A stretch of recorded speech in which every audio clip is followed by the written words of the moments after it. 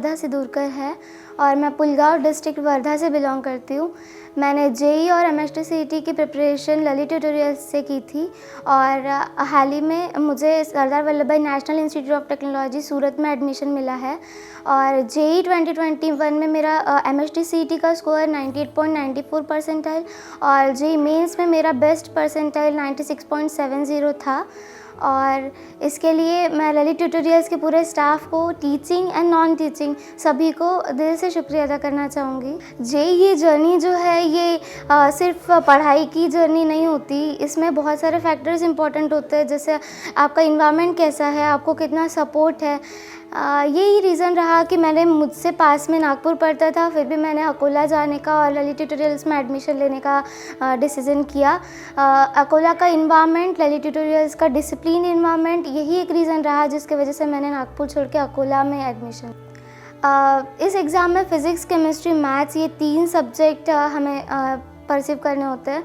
इसमें सभी अपने आप में एक काफ़ी इनोवेटिव और डिफ़िकल्ट सब्जेक्ट्स हैं और इसके लिए ललित ट्यूटोरियल्स में मैथमेटिक्स के लिए बांगर सर, जिन्होंने बहुत सारे डीपीपीज, बहुत सारे क्वेश्चंस हमसे सॉल्व करा के लिए to make it more easy. And वैसे हम फिज़िक्स के लिए बोले तो कारपेंटर सर ने हमें उसका एप्लीकेशन पढ़ा के उसको और ईजी बनाने का और हमको डिलीवर करने का ट्राई किया।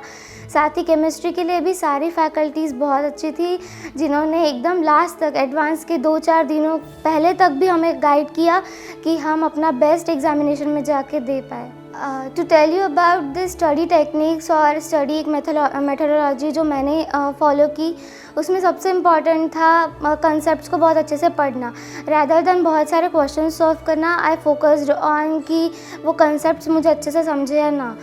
तो और मैंने एग्ज़ाम के अंत तक ये ट्राई किया कि जितने अच्छे से कंसेप्ट्स मुझे समझे उतना मैंने ग्रास्प करने के ट्राई। आने वाले वर्षों में जो भी बच्चे जेईई और नीट जैसी एग्ज़ाम्स देने वाले हैं, उन सभी से मेरा यही कहना है कि ये एग्ज़ाम्स कॉम्पिटिटिव तो है ही, ये इस एंगल से कि ये सिर्फ पढ़ाई के लिए नहीं बल्कि हमारे बहुत सारे IQ, EQ इन सब का टेस्ट है। तो इन 2 वर्षों में या कोई 4 वर्षों में प्रिपरेशन कर रहा होगा, उसमें अपने आप को पूरी तरह डेवलप करने का ट्राई करें, सिर्फ पढ़ाई में ही नहीं तो अपना IQ, EQ, अपना डिसिप्लिन, मैनर, ये सबको डेवलप करने का ट्राई करें ताकि एक अच्छा पर्सनैलिटी बन के आप इस एग्ज़ाम के बाद कॉलेज में जाने के लिए तैयार हो। कोरोना जैसी अभूतपूर्व घटना जो हम सभी ने फेस की, ये एक बहुत मुश्किल दौर था, एक स्टूडेंट्स के एंगल से भी और टीचर्स के भी एंगल से भी।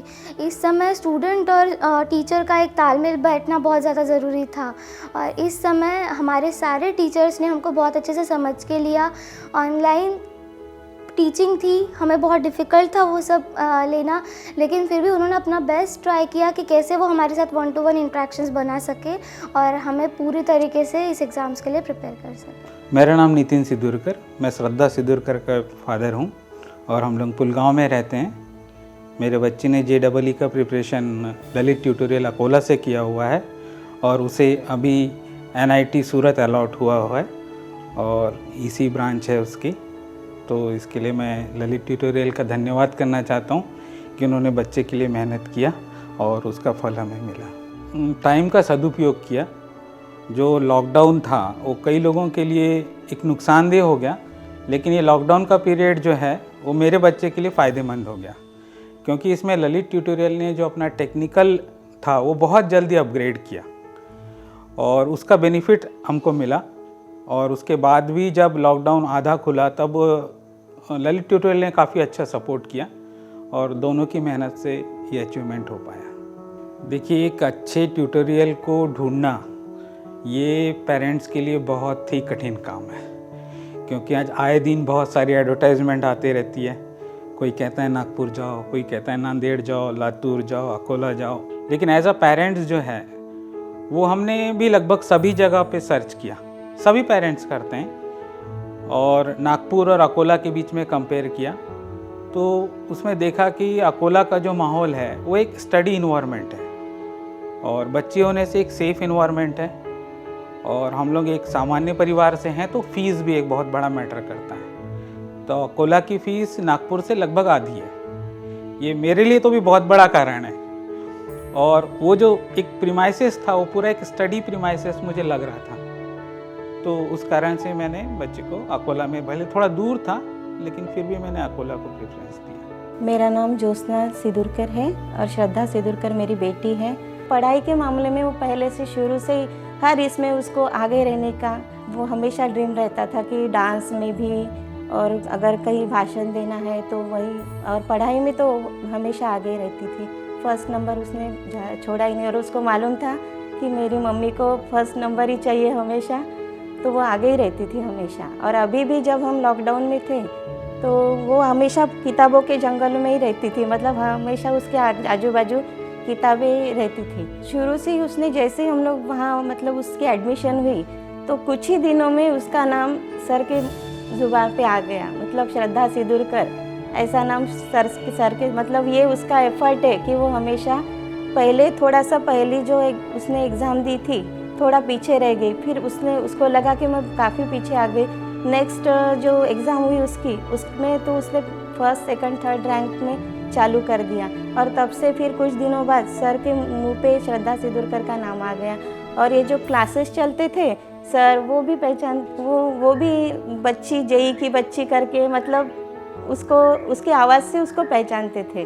और बाकी कोचिंग के दरमियान तो मेरा रहता था कि अभी ये सर की क्लास है, अभी ये सर की क्लास है, और उनका सुनना, आते जाते रहना और उसको देखना क्लास कर रहे।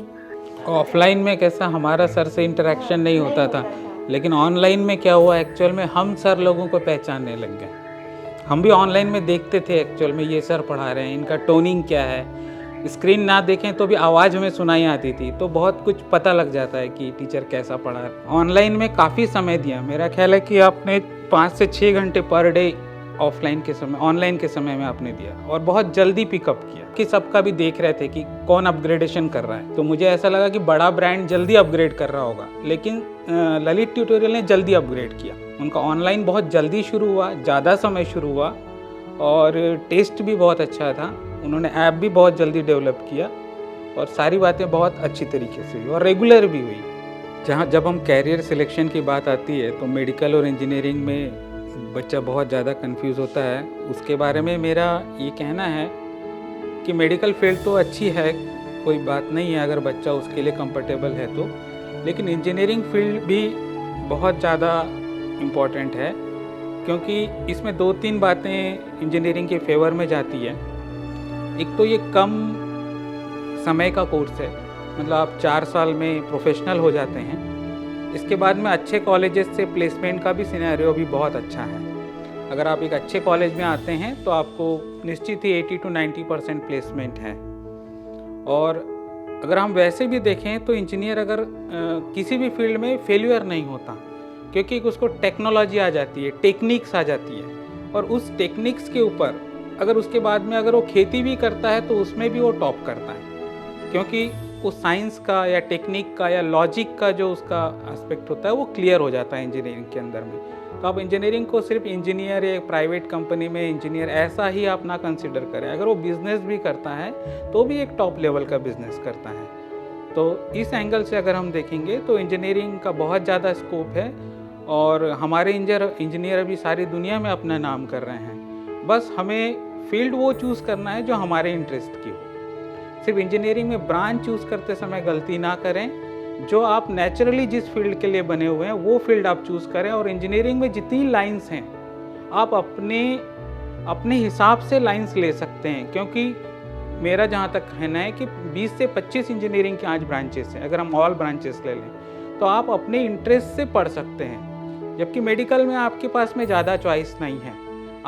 आप या तो MBBS को जाएंगे या BAMS को जाएंगे, तो एक लिमिटेड वहाँ पर आपके पास में स्कोप है। लेकिन इंजीनियरिंग में आप अपने इंटरेस्ट से पढ़ सकते हैं, और ये आपको बहुत खुश रखता है लाइफ में, और आप फ्री रहते हैं, आपकी लाइफस्टाइल भी आप फ्री रहते हैं।